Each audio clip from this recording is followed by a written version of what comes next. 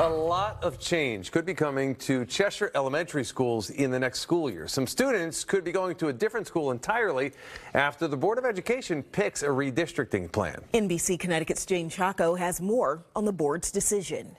Over the next 5 years, about 290 K-12 students are expected to enroll at Cheshire Public Schools, with 158 of them being in elementary, according to a consultant. We realized as a community about 10 years ago, really, that we were starting to expand with our enrollment, particularly at the elementary grades, and the facilities needed replacement, really. And so we built 2 new schools. We're closing 3 buildings, and we're kind of redistricting to balance out those schools across the community. With these changes, hundreds of families could be figuring out new routes to school, drop-off times, and kids will have to make new friends. We're still going to go to the same school, but we have friends and stuff that is going to be hard.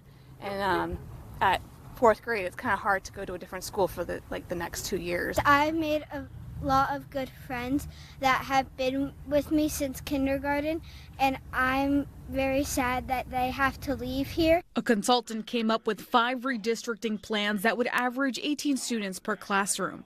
Tonight, the superintendent presented what he thinks is the best plan, while keeping in mind that change is difficult. I think it's important for us to try and identify what's the long-term best interest of the community, and how do we best support students that are here in our schools today. Chapman Elementary is slated to close at the end of the year. Starting in the 2026-2027 school year, Cheshire will have 4 elementary schools, the new Norton and Barnum schools, Doolittle and Highland. The redistricting plans vary depending on cost, transportation, and space, but the superintendent says these decisions are necessary to prepare for the town's growing population. I kind of half-jokingly say people don't move to Cheshire for the nightlife.